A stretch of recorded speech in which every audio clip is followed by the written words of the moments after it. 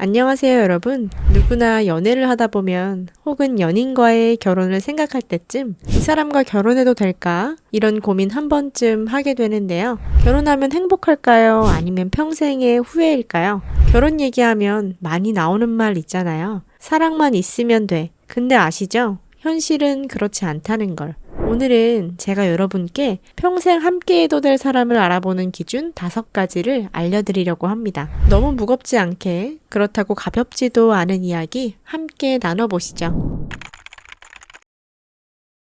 어려운 일이 닥쳤을 때 그 사람이 보입니다. 평소에는 잘 안 보여요. 다들 좋을 땐 좋잖아요. 그런데 예기치 못한 사고가 터지거나 경제적으로 어려워지거나 가족 문제가 생기면 그때야 비로소 그 사람의 진짜 얼굴이 드러납니다. 위기가 오면 진짜 얼굴을 알 수 있는데요. 예를 들어 돈이 갑자기 부족해졌을 때 상대가 내 탓부터 하고 화를 내는지 아니면 같이 방법을 찾고 서로에게 상처가 되지 않게 배려하려고 애쓰는지를 봐야 합니다. 또 부모님이 편찮으시다거나 혹은 직장을 잃거나 하는 여러 위기 상황이 올 수 있잖아요. 이런 상황이 올 때 대화를 피하는 사람이 있어요. 이렇게 혼자서만 힘든 부분을 삭히게 되면 상대방과의 갈등과 오해가 생겨날 수 있어요.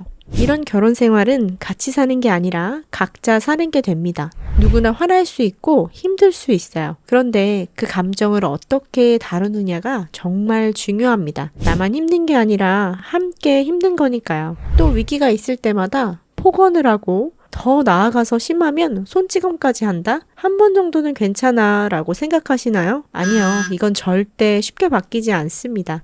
반대로 아무리 힘들어도 최소한의 예의를 지키고 서로를 보호하려는 사람이라면 그게 진짜 평생 함께 할 수 있는 사람입니다. 내가 가장 약해졌을 때 옆에 있어줄 사람인가? 그리고 힘들 때 어떠한 행동을 하는가? 또 나는 상대방 혹은 내가 힘들 때 어떻게 행동하는가? 이것만은 꼭 기억하세요. 서로의 위기관리 능력을 비교해보는 것이 가장 중요한 포인트입니다. 우리가 사랑에 빠지면 한동안은 서로가 정말 잘 맞는다고 생각하고 좋은 점만 보입니다. 그런데 시간이 지나면 서로는 정말 각각 다른 사람이죠. 취미에 돈을 얼마나 쓰는 게 적당한지, 친구들과 여행은 어디까지 허락할 수 있을지, 가족과의 거리는 어느 정도 가까운지, 아이 생각은 있는지, 또 아이가 생기면 어떻게 키울 건지 등 서로의 신념과 가치관이 계속 부딪히면 결혼 생활은 전쟁터가 됩니다. 부부가 다 똑같을 수는 없어요. 그런데 너무 달라서 계속 충돌하면 지치게 되죠. 그래서 내 가치관을 상대가 존중해 주는지 보려면 대화를 많이 해보셔야 해요. 작은 의견 차이에도 어떻게 반응하는지 살펴보셔야 하는데요. 예를 들어 가족 모임 참석 문제나 휴일에는 어떻게 시간을 보낼지 등 이런 일을 두고 서로 생각이 다를 때 상대가 내 의견을 무시하고 밀어붙이는지 아니면 그럴 수도 있겠다 하고 들어주는지 또 돈 쓰는 상황에서도 알아보세요. 예를 들어 여행 경비나 선물 비용처럼 가벼운 이야기부터 시작해보는 겁니다. 이때 상대가 비용을 함께 고민하고 어떻게 하면 서로에게 부담되지 않을지 이야기를 한다면 좋은 신호입니다. 반대로 너가 나보다 많이 버니까 다 내 라는 식으로 당연하게 생각하거나 상대방의 의견을 무시한다면 조심해야 합니다. 데이트 비용, 결혼 준비 비용까지도 마찬가지인데요. 상대가 이런 일은 너가 해야지 라고만 말하는지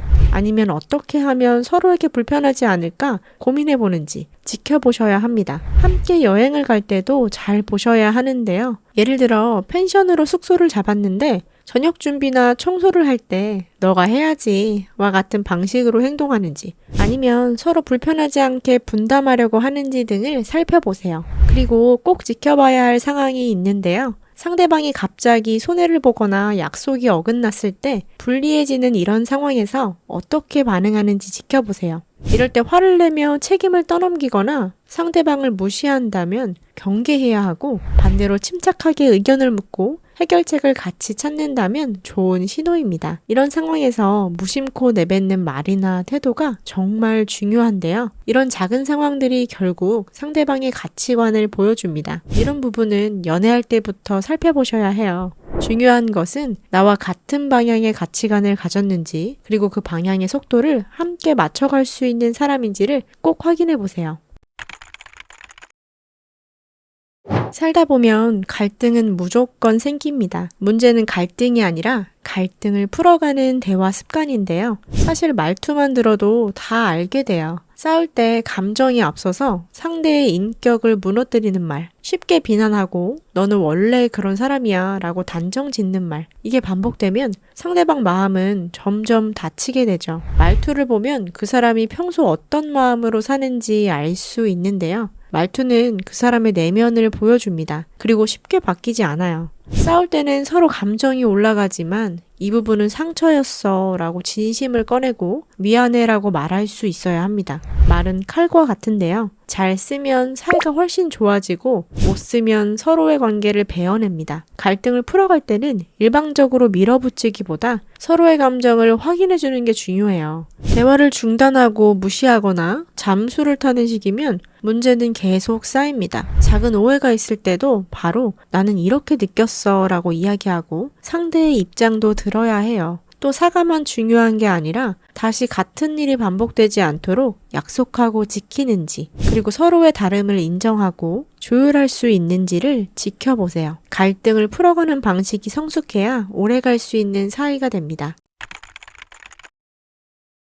결혼 생활이 지옥이 되는 순간은 언제일까요? 바로 마음이 안전하지 않을 때인데요. 함께 있어도 불안한 관계는 오래가지 못해요. 이 사람이 내 얘기를 들어줄까? 혹은 무시하진 않을까? 마음에 없는 말로 상처 주진 않을까? 이런 불안감이 생기면 그 사람 옆에 있기가 점점 무서워집니다. 사람은 안전해야 건강한 마음이 자라나요. 이 사람이 나에게 안전한 사람인지 꼭 생각해 보세요. 정서적 안정감은 작은 배려에서 시작됩니다. 힘든 일이 있어도 너 때문에 그렇잖아 라고 탓하기보다는 우리 같이 잘 해결해보자 라고 말해주는 것. 아무리 실수를 해도 괜찮아. 누구나 실수할 수 있어 라고 안아주는 것. 그리고 중요한 건 위기가 올 때 상대가 나를 얼마나 보호하려고 하는지 보는 겁니다. 평소에는 괜찮다가도 사람이 화나면 본성이 드러나잖아요. 말로 무시하거나 비꼬는 태도가 반복되면 그건 위험 신호입니다. 반대로 다투더라도 서로 마음이 다치지 않게 배려하고 끝까지 너는 내 편이야 라는 확신을 주는 사람이라면 안전한 사람입니다. 작은 말다툼 뒤에도 미안해, 너에게 상처 주고 싶지 않았어 라고 말해주는 것. 그 말 한마디가 서로의 정서적 안정감을 만들어줍니다. 이것만은 꼭 기억하세요. 결혼 생활은 마음의 집을 함께 짓는 겁니다. 여러분, 결혼을 결승선이라고 생각하면 안 됩니다. 결혼 생활은 출발선이죠. 따라서 중요한 건 함께 성장할 수 있는 사람인지 보는 건데요. 연애 때는 너무 멋지다 라는 완성된 이미지를 보고 호감을 느끼지만 결혼하면 매일 새로운 것이 나옵니다. 서로의 단점도 보고 상처도 보고 때론 실망도 할 수 있어요. 그런데도 중요한 건 이런 상황에서도 같이 성장할 수 있어야 해요. 이 사람 덕분에 내가 더 좋은 사람이 된다. 이런 마음이 있어야 오래 갑니다. 사람은 누구나 불완전해요. 그래서 서로 채워가며 완전해지는 건데요. 서로의 꿈을 진심으로 응원해주고 너는 못해가 아니라 같이 해보자라고 말해주는 사람. 그게 평생 함께 할 수 있는 사람입니다. 결혼은 서로의 성장과 치유를 허락해주는 관계입니다. 자, 이제 정리해볼게요. 위기 상황에서의 태도, 가치관 일치, 갈등을 풀어가는 방식, 정서적 안정감을 주는 사람, 함께 성장할 수 있는 사람. 가장 중요한 것은 이 5가지 기준으로 상대만 볼 게 아니라 나도 그 사람에게 어떤 사람인지도 같이 돌아봐야 합니다. 결혼은 완성품을 고르는 게 아니라 함께 완성해 나가는 것입니다. 여러분은 어떤 기준을 가지고 계신가요? 댓글에 남겨주시면 함께 공감해 볼게요. 오늘도 시청해 주셔서 감사합니다.